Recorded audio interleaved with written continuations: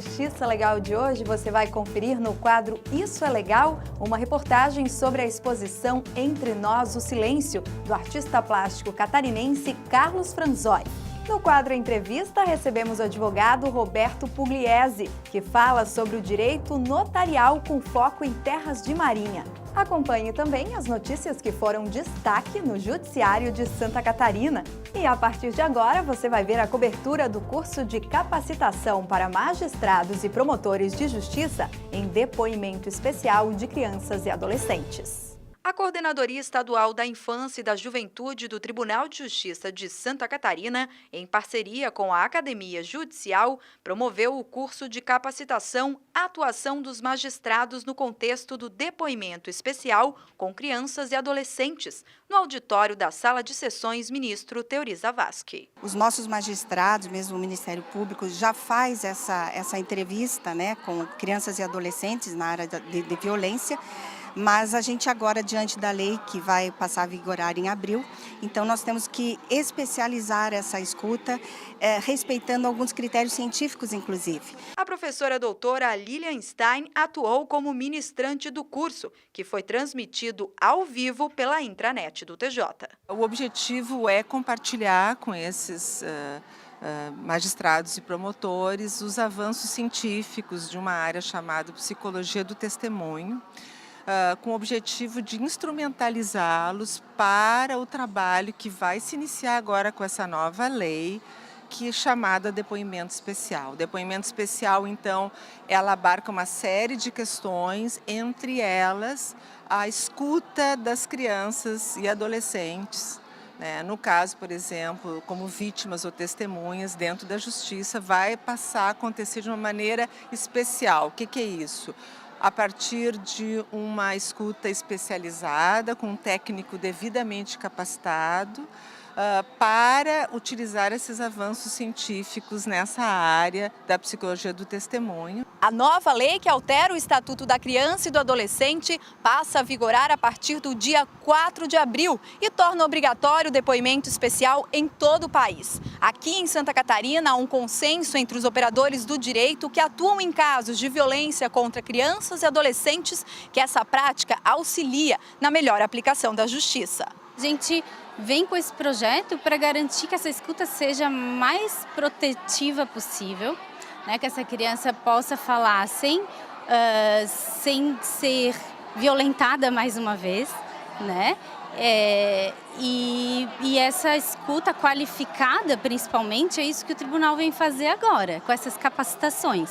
Participaram do evento cerca de 70 magistrados diretamente envolvidos em audiências em que são conduzidas oitivas de crianças e adolescentes por meio do depoimento especial. Antes se tratava o depoimento de criança, adolescente, de forma tradicional, ou seja, como qualquer outra pessoa. O depoimento especial lá em Braço Norte já funcionava em sala especial, com profissional especializado. E isso é muito importante para aquela vítima do delito, Também estavam presentes cerca de 50 promotores de justiça que atuam em todo o estado. Estamos lidando com seres em situação de vulnerabilidade, situação de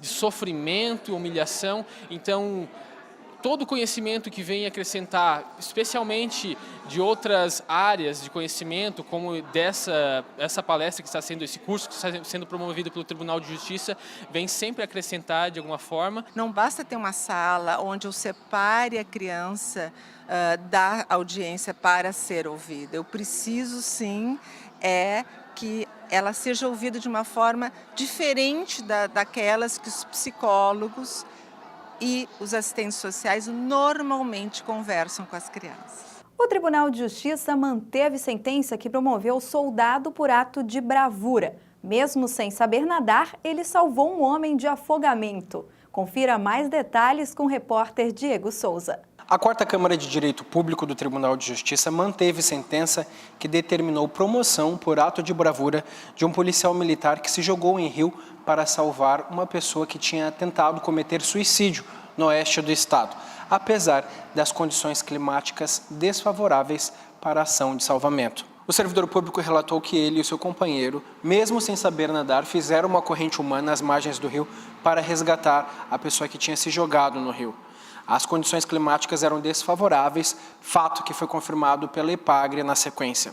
A vítima foi resgatada e, em seguida, atendida pelo Corpo de Bombeiros. O policial frisou que, mesmo tendo arriscado a própria vida, teve a promoção por ato heróico indeferida pela Comissão de Promoção de Praças no fundamento da Lei 6.218, de 83, que já caracteriza como ato inerente à função policial.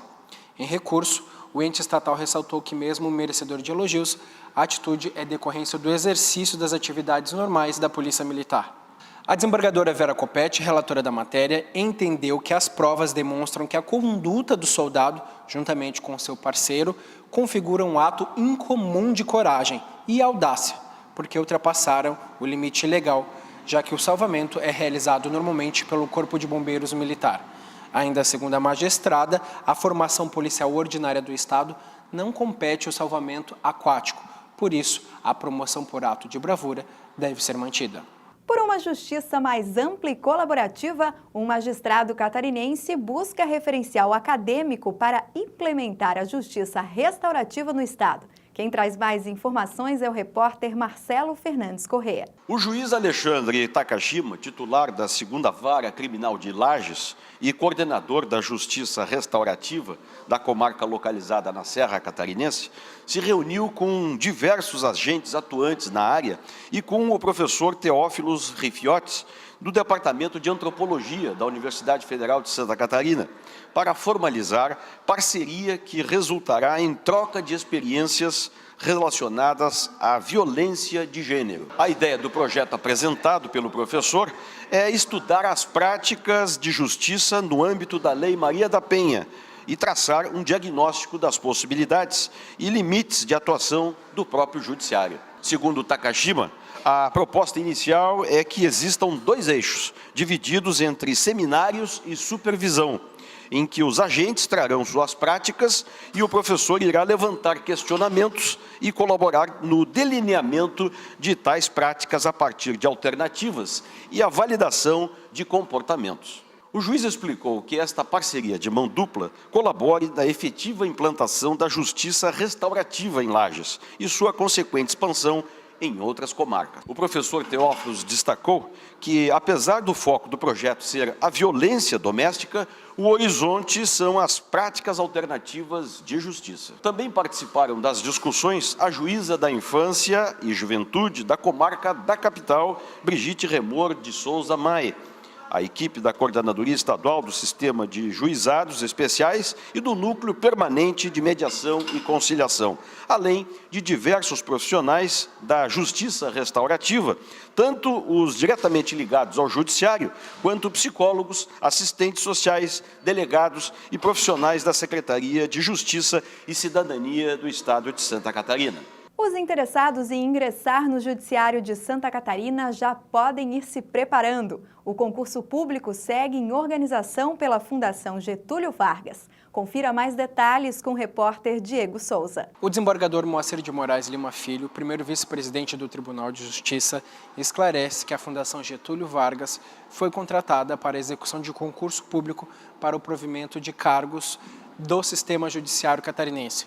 Segundo ele, a Fundação está neste momento fazendo o planejamento e organização deste concurso público. O desembargador explica ainda que, passados os procedimentos administrativos, muito em breve será divulgado o edital com os salários e cargos que serão abertos. Ainda explica que o concurso será publicado no site do Tribunal de Justiça de Santa Catarina, que é o tj.jus.br/concursos, e também no site da organizadora da FGV, que é fgvprojetos.fgv.br/concursos.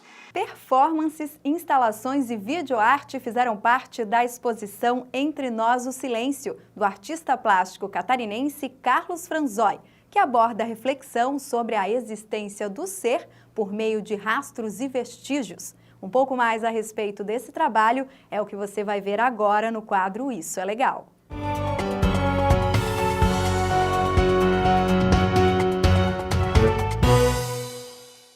O artista catarinense Carlos Franzói movimentou a cena artística de Florianópolis com a exposição Entre Nós o Silêncio. Através de performance, instalações e vídeos, o artista aborda a reflexão sobre a existência do ser. E o que eu estou discutindo é o ciclo da vida, que permeia a existência de cada ser humano. O que eu quero discutir são essas questões, são instalações, são vídeo performances e performances que compõem uma composição de obras a partir desse tema, Entre Nós, o Silêncio. Quando o público chega à Fundação Cultural Badesc, uma experiência sensorial começa. Eles vão encontrar primeiro um texto da Juliana Crispi, que foi quem fez o texto crítico, e a partir daí eles têm um convite para uma performance que vai ocorrer na Catedral, em frente à Catedral Metropolitana, e ele começa a ver as performances. Tem a performance, por exemplo, O que se faz presente, que eu fiz uma performance no dia anterior à abertura da exposição, sem a presença do público, e depois o registro, ele vê tanto a instalação que ficou, que é a marca do meu corpo sobre cinzas, dentro de uma caixa de vidro, e ele vê o vídeo desse registro dessa performance. Daí ele vai ver uma instalação que foi feita com folhas de plátano, com talco, 210 quilos de talco, e com os pés meus em gesso. Eu tirei o molde dos meus pés em gesso e sobre esses dois elementos tem meus pés. Essa mostra Entre Nós o Silêncio, ela encerra o ciclo de exposições que iniciou o ano passado e ela tem um diferencial por tratar com a questão da performance. A performance é sempre um tipo de linguagem que ela costuma ser mais efêmera. E para cá, para a Fundação, essa performance foi pensada de forma a acontecer em momentos específicos e a deixar os seus rastros e os seus registros. Então, a partir do momento que ela vai sendo construída, os vídeos vão tomando lugar nas paredes, nas exposições, e os objetos onde elas acontecem, elas vão deixando o registro do que aconteceu em cena dentro dessa performance. A exposição não ficou restrita à Fundação Badesc. Franzói fez uma performance em frente à Catedral Metropolitana de Florianópolis, cartão postal da cidade por onde circulam milhares de pessoas diariamente. Eu gosto muito das intervenções urbanas e a performance do Franzói hoje foi uma intervenção urbana bem aqui no centro histórico da cidade e culminou num dia com vento, causando um efeito todo especial dentro da performance dele com as cinzas. Então, como eu sou diretora de teatro, eu fiquei realmente já construindo toda uma imagem, toda uma dramaturgia contemporânea dentro desse contexto do centro da cidade. Um diálogo, né, com essa arquitetura e com o artista, ali todo em branco e com esse vento carregando as cinzas. Agora que eu vou conhecer a exposição que está lá no Badesc e talvez depois eu consiga fazer um outro tipo de leitura da performance de hoje. A apresentação foi prestigiada por um público diverso, incluindo críticos de arte, como a jornalista Neri Pedroso, que revelou a importância deste tipo de projeto para o Estado. Acho muito importante essa iniciativa da Fundação Cultural Badesc, que traz pela primeira vez parte da produção do artista Franzói, que é uma representação muito importante, que vem do norte do estado de Joinville, onde dá para se dizer que ocorre a gênese da performance nos anos, final dos anos 80, com a participação justo do Franzói. Mas acho assim bastante significativo uma instituição como a Fundação Badesc criar a possibilidade de a gente conhecer essa produção dentro do seu espaço expositivo e trazendo também essa experiência para a rua, onde poucas pessoas têm acesso à produção artística do Estado e ainda mais com essas instigâncias e provocações. E a seguir, no próximo bloco, no quadro Entrevista, o nosso convidado é o advogado Roberto Pugliese, que fala sobre o direito notarial, com foco em terras de marinha. É rapidinho, logo depois do intervalo, a gente volta já.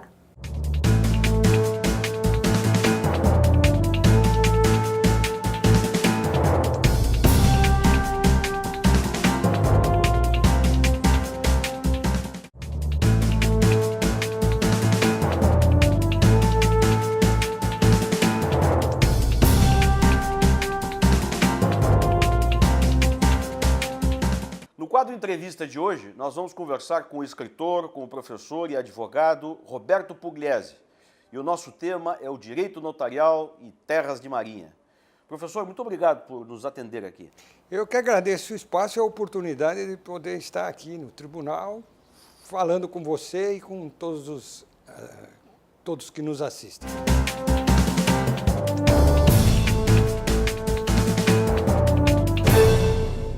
Professor, do que trata especialmente o direito notarial? Isso é um segmento do mundo jurídico que cuida das notas públicas, dos tabelionatos, a teoria, a doutrina que se refere ao conteúdo do exercício da função notarial, que é uma função relevante e que de uns anos para cá, no Brasil, a partir de 1988 principalmente, passou a ser olhado com bons olhos.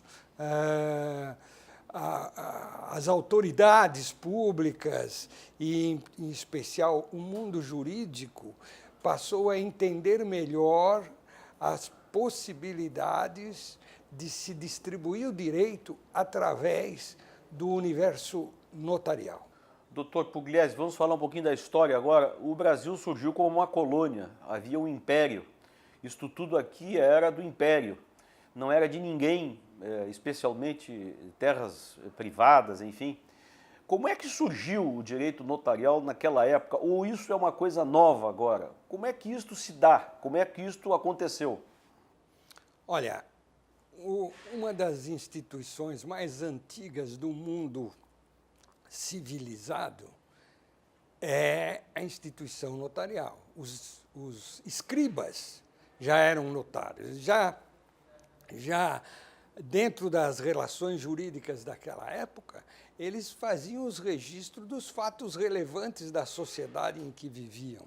E, em atenção mais objetiva à sua pergunta, é preciso lembrar que o Brasil, colônia, ele pertencia ao Estado português e que, em virtude da monarquia brasileira, quando aconteceu a independência, as terras, de um modo geral, eram do império, do imperador. Se confundia a pessoa do chefe do Estado, do imperador, com a pessoa jurídica, a pessoa política do Estado. Era uma coisa única. E era o imperador que concedia áreas para serem privatizadas, para serem erguidas vilas.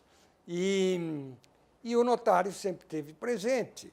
Não existia registro público, então era o registro paroquial, mas a manifestação de vontade, quando necessário oficializar, era perante o tabelião.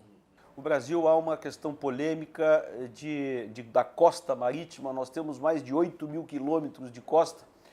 Quem são os donos de beira-mar, de terrenos à beira-mar, de rios, de lagoas? O que diz a legislação no Brasil?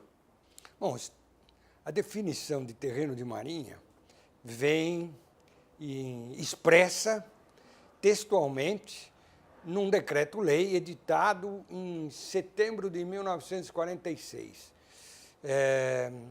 Por esse decreto-lei, ele é chamado o Estatuto da Propriedade da União.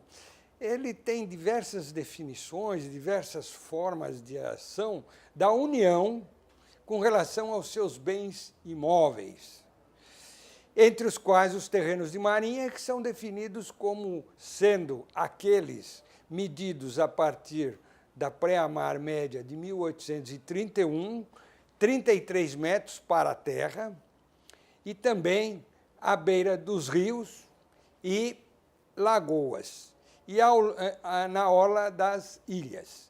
Em suma, isso vem ser os terrenos de marinha. Nem mais, nem menos. Isso é terreno de marinha e pertence à União. Pertence à União desde idos tempos, porque os terrenos de marinha foram criados, é uma instituição jurídica criada em Portugal. Na época, antes da colônia, quer dizer, então chegou junto com Cabral aqui e foi sendo aperfeiçoado, e também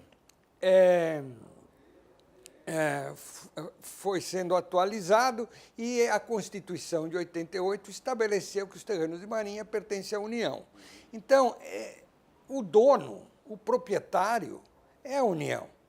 E existem situações jurídicas previstas em lei em que a União permite que o particular ocupe, no sentido jurídico, esses imóveis, ou, inclusive, requeira o seu aforamento, que é direito real sobre coisa alheia. Você afora algo que pertence a um terceiro, que é a União.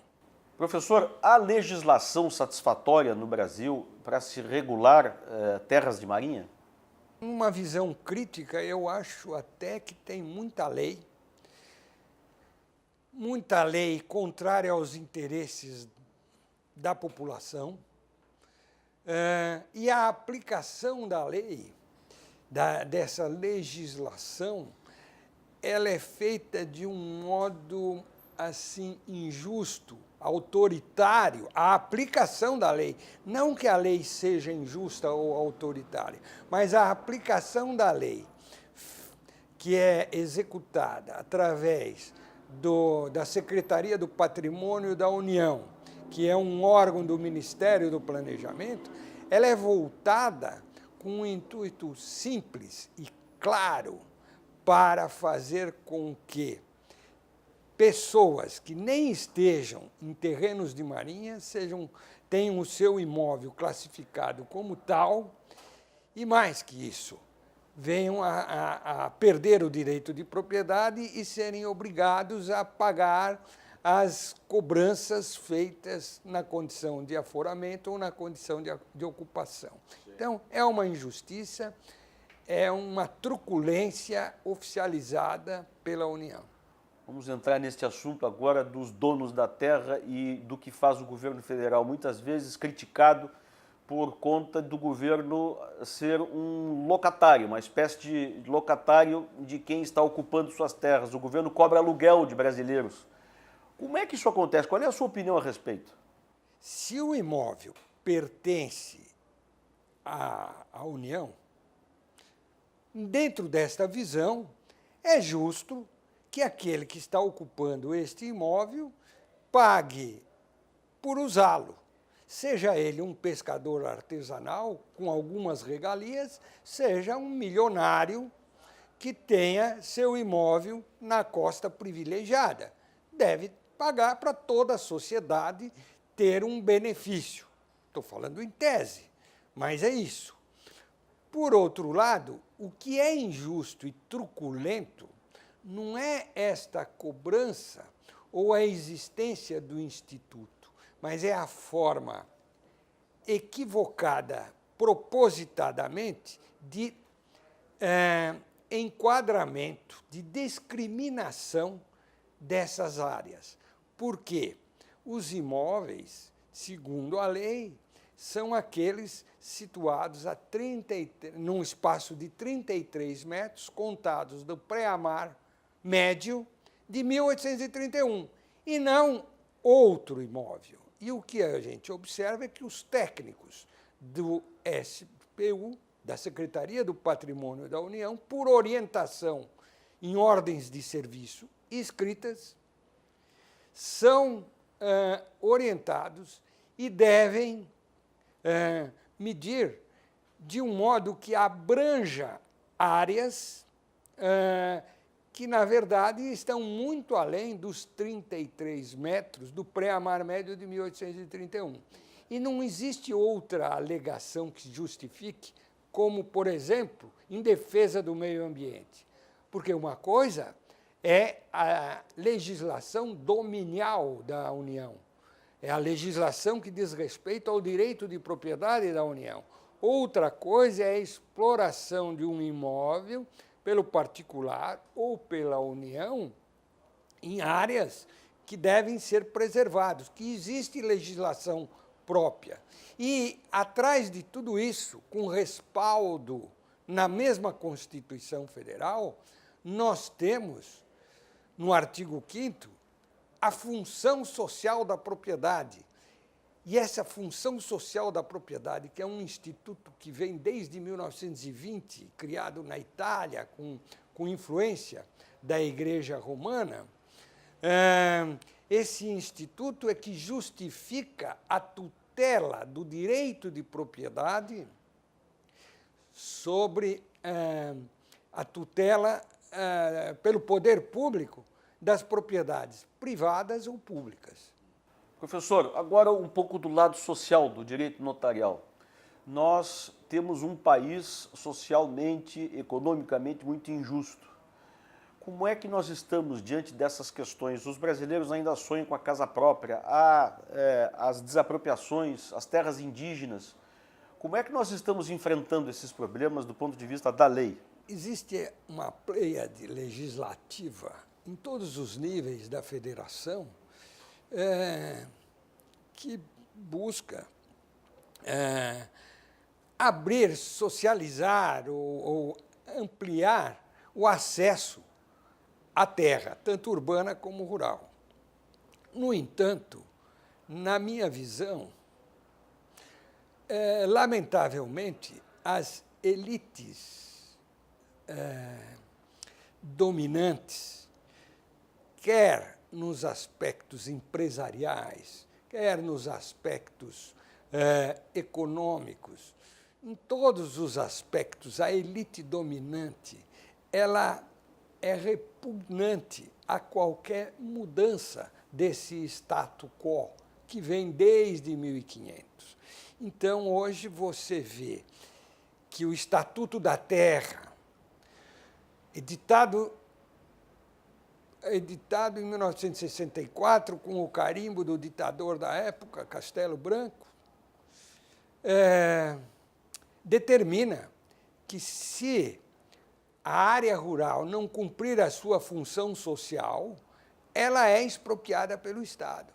Mas hoje, ao longo de todo esse tempo, raras são as terras que são expropriadas pelo Estado e distribuídas para a sociedade dentro de critérios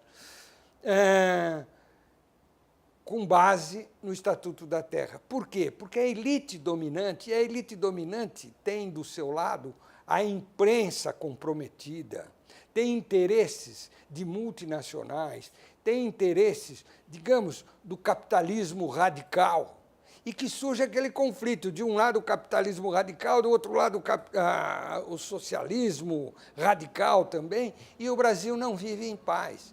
Então, legislação nós temos, na minha visão. O que falta é coragem,